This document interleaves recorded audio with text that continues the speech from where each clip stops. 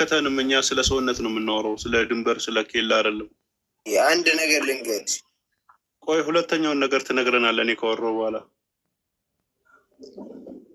እና ምንድን ነው የእውነት የዴዚ እናት የምትወዷት ከሆነ የእውነት የእሷ መሞት ያሳዘናችሁ ከሆነ የዴዚ እናት ልጇን በጣም አብዝታ ትወድና ትንሰፈሰፍላት ነበር እና የምትወዳት ልጇን ተንከባከቡላት። ልጇ እንድትጎዳ ማድረግ በተገላቢጦሽ እናትየው መጥላት ነው። ማስመሰል ያስፈልጋል። እናመሰግናለሁ። ጨርሻለሁ። ሰላም ሁኑልኝ። ሰላማችሁ ይብዛልኝ። በጣም ነጋብኝ ብዬ ነው ልተኛ ነው። አመሰግናለሁ። አትጥፋ እንዳትረሳ። ግን እናት መተኪያ የላትም። ኧረ የላትም። እኔ እናቴን በጣም ነው የምወዳት። ግን በኢትዮጵያ ታሪክ ውስጥ ይኸውልሽ 100% የምነግርሽ አብዛኛው ያሳለፈው ታሪክ ልንገርሽ። አብዛኞቹ ለዛውም እናትና አባቶቻቸው ሲነገራቸው እምቢ ብለው ሄደው እንኳን ከፍቅረኞቻቸው ጋር ተጣልተው ልጅ ይዞ ይመጣሉ አይደለ? አብዛኞቻቸው እንደዚህ አይነት ግጭት አለ። አዲስ ነገር አይደለም። እውነት ነው። ሶሻል ሚዲያ ላይ ግን ሲመጣ ይራገባል። የሚራገበው ለምንድን ነው? ለሆድ ነው። ጥቂቶች ገንዘብ ያገኙበታል፣ ጥቂቶች ጥቅም ያገኙበታል፣ ወሬ ያወሩበታል፣ ፎሎ ይሰበስቡበታል እንጂ ምንም አዲስ ነገር አይደለም። እኔ እናትየዋ ስለሞተች እኔ አዝናለሁ እንደ ሰው። እኔ ግን 2 ሳምንት ራሱ አላዝንም እንደናንተው እንደ ሁላችሁ። ዴዚ ግን ይኸውልህ በላይ ሁሉም ሰው ያልፋል። ግን ሰው ያዘነበት ከሞቷ አሟሟቷ የሚባል ነገር አለ። ያው ከልጇ ጋር ተቀያይማ ምናምን መሄዷ ነው ያ ነው ሰውን የረበሸው እንጂ እኔ መኪና ገጭቶኝም ልሙት፣ በጥይትም ልሙት፣ ተፈጥፍጬ ከፕሌን ላይም ልሙት፣ ከሞቷ አሟሟቱ የሚባል የለም። ሰው ኑሮ ነው ማመር ያለበት። እኔ ለምን ከፈለኩ ተቆራርጬ አልሞትም? ከሞትኩ ሞትኩ ነው። እንዴትም ልሙት። እኔ ሞቴ አይደለም የሚያጓጓኝ ህይወቴ ነው እንጂ ከሞቱ አሟሟቱ ይሄ ልክ ያልሆነ አስተሳሰብ ነው። ለምን ይሄ ማለት ለምንድን ነው? ይኸውልህ እንዲቀለል አድርጌ ያየው ሰንበዲ እኮ አይደለም ያንተ ፋሚሊ ነው። ፋሚሊ የሆነ ነገር ተጣልተከው ሳትታረቀው ቢሞት በክብር መሞት አልፈልግም። በክብር መኖር ነው የምፈልገው። የክብር ጉዳይ አይደለም። የሆነ በጣም የምትወደው ሰው ይቅርታ ሳትባባል ህይወት ቢያልፍ ምንድን ነው ያ ሰው የሚሰማው? በነገራችን ላይ ይኸውልሽ መቃብሮች ቦታ ያሉ ሴራሚኮች እንዳለ ተሰብስበው ህንፃ ቢገነባባቸው ኢትዮጵያ ውስጥ አንድ የጭቃ ቤት አይኖርም ነበር። እያንዳንዱ የሞቱ ሰዎች በሲሚንቶ እና በሴራሚክ ነው መቃብራቸው የሚሰራው። የሚኖሩበት የእውነቴን ነው። ስለዚህ ብትሞትም ኖርማል ነው እያልክ ነው በላይ አይደለም። ከሞቱ አሟሟቱ የሚባል ነገር የለም። ሞት ነው። ከተሞተ በክብርም ውጭ በምንም ውጭ ሞት ነው። ከዛ ውጭ እናትየዋ ስለሞተች ማንም ከደጅ በላይ የሚፈጥረው ነገር የለም። በቃ ቢናይስ ለሷ አትጀቧት።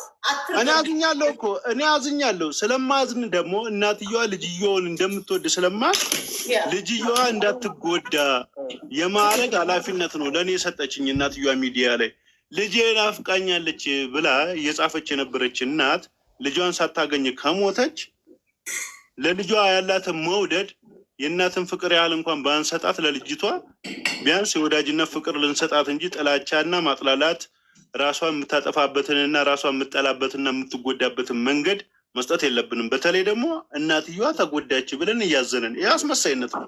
እንደገና ደግሞ ሰው ሲጣላ የኔ ማር የኔ ስኳር ምናምን ተባብሎ እንትን አይልም። የሆነ ኮመንት አንብቤ ነበረ ስለ አሞራው ማለት ነው።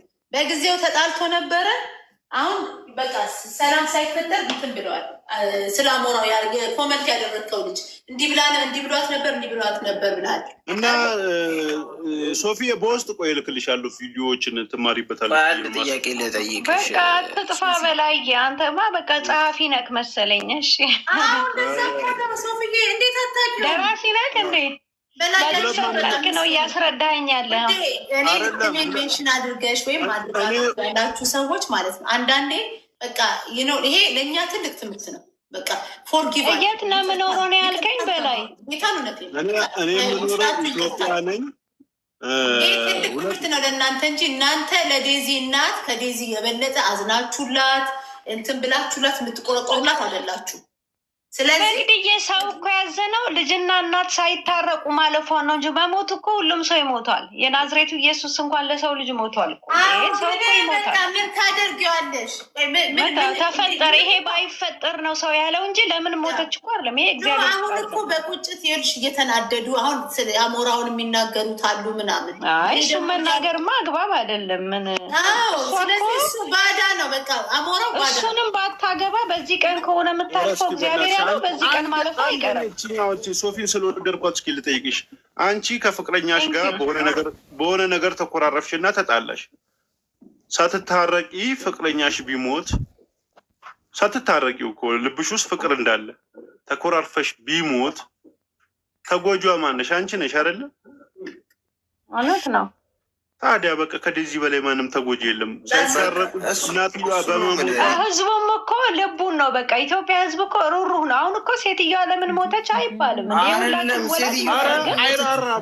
አይራራም። ሶሻል ሚዲያ ላይ ያለ እኔ እንደዚህ አይነት ሳክስ አይመቸኝም። ውሸት ነው። በጣም ጨካኝ፣ አረመኔ፣ አስመሳይ፣ ውሸታም፣ ሆዳም ሶሻል ሚዲያ ላይ ያለው የእውነቴን ነው። ማርያም ቢራራ ለልጅ የእውነቴ ነው። ለእናትየዋን ይህን ያህል የሚወድ መስሎ ልጅቷን የሚወቅጦ ለልጅቷ ራርቶ ነው። አስመሳይ ነው። ልጅቷ ደግሞ ነገ ብትሞት ደግሞ አረብ ሀገር ገብታ ስቅስቅ ብላ ያለቀሰችው በእሷ እናት መሞት እኔን አስለቀሰች። በጣም ብዙ ሰው አስለቀሰች። እንደዚህ አይነት ኢትዮጵያኖችም አሉ። ያለቀሰ ሁላ ለእናቷ አዝኖ ነው እንዴ? በራሱ ችግር የሚያለቅስ ብዙ ሰው አለ። እውነት ነው። አንተ መለስ ሁላችንም መጠቃለል የለብንም። ይቅርታና ማለት አይደለም። አንዳንዶች ከሆነ አንቺ እንዳልሽው ግለሰቦች ከልባቸው ሊያዝኑ ይችላሉ። እነዛ ግለሰቦችን ግን ሂደሽ ብታይ ዴዚን አይሰድቧትም፣ እንደዚህ ይሏትም። ለምን? ሀዘናቸው ከልብ ነዋ። ዴዚንማ ለምን እንሰድባታለን? ምን አደረገች? አንቺ እዚህ ቤት ነው እንጂ ሌላ ቦታ እሷን ነው ብታይ እሷን እየሰደቡ ስለሆነ እኮ ነው። ታዲያ ምን ያርጋ? ችግር የለውም። አማርኛ ማንበብ እኮ አትችልም። እሷ እኮ አማርኛ ማንበብ በመቻሏ ባለመቻሏ እኮ አይደለም፣ ሀሳባቸውን ነው እየሞገትን ያለ ነው። ሶፊ አሁን በተረፈ በቃ እኔ ሰላም ደሩ ሶፊዬ። እኔ ሁለት አይነት ገጽታ ነው ያለኝ። የአንድ ሳንቲም ሁለት ገጽታ ነኝ። አንድ ጸሐፊ ነኝ፣ አንድ ደግሞ አጸያፊ ነኝ ሶሻል ሚዲያ ላይ።